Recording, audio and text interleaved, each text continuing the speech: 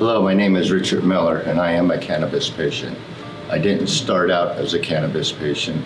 I originally got involved in this industry and working with patients' rights in 1991 in San Francisco.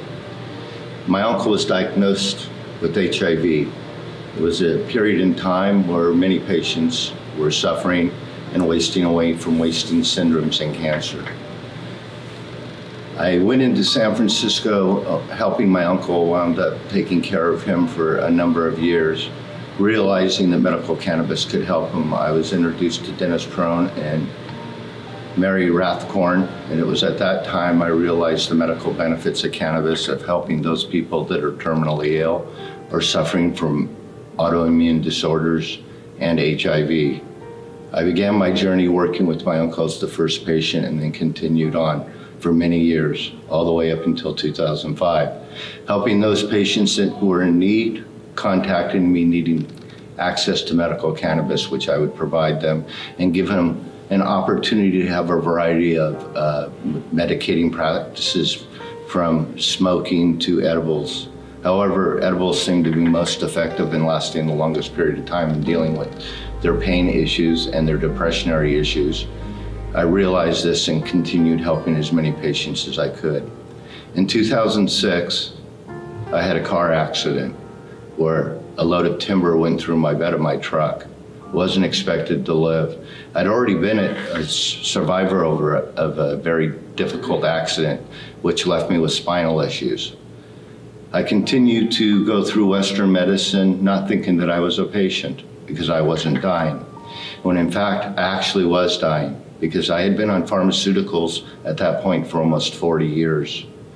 After about 5 years of going through Western medicine, I found the inability to recover, and I found that I was myself wasting away. In 2011, I got to a point that I was using canes and walkers and looking for wheelchairs because I was unable to get around, often being moved by my own sister with an office chair just to get around the house, if I could even get out of bed. Seeing that I wasn't able to help some of the patients that I was helping in the past, those patients were now coming to my need, helping me out. And one day they came into my bedroom and they saw my nightstand filled with pharmaceuticals that I'd been on for quite some time, almost 40 years at that point. I realized that there was something that needed to be done. I was down to 110 pounds.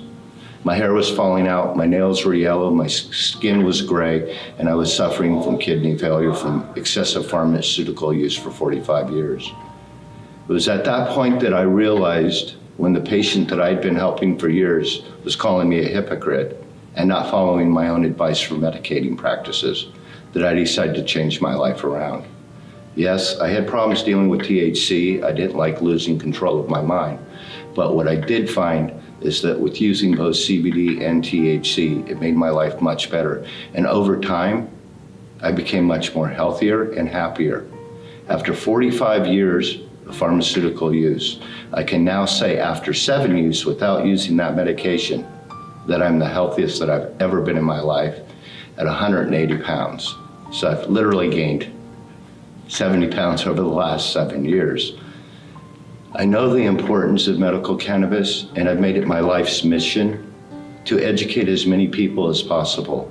I continue to work in the cannabis space. I continue to lobby at the state capitol in California, and I do whatever I can do to help any patient out there, because it is the compassion that drives this industry. It is the compassion that brought it forward, and we must remember the compassion and the access to those patients most in need. You don't have to be dying to use medical cannabis, but I will tell you one thing. If you do have symptoms or conditions that you're trying to treat and you're finding your pharmaceutical use is not working, it's time to take a look at medical cannabis. And you can start off easy. We believe starting off slow and low and taking it over a period of time and increasing as necessary. But one thing is clear, there are medical benefits to it, and it can help everybody. It has literally saved my life. And ASA, or Americans for Safe Access, what a wonderful organization. No better organization to fight for patients' rights in this organization. And I've made it a personal mission in my life to try to help as many as those people that can. And ASA has helped me, because without ASA's help, I probably would not have the tool chest that I have of legislative lobbying techniques without the efforts that they've given me. In addition, I wouldn't be able to attend this meeting or this conference today, because without the help of their scholarship, this would not have been made possible to me. I'm forever thankful to ASA and its staff, and to all the patients out there giving me a purpose to look forward to life, because I could have been one of those casualties, and life is too short to just let it go away. So take a look at medical cannabis. It could save your life as it saved mine. Thank you for your time.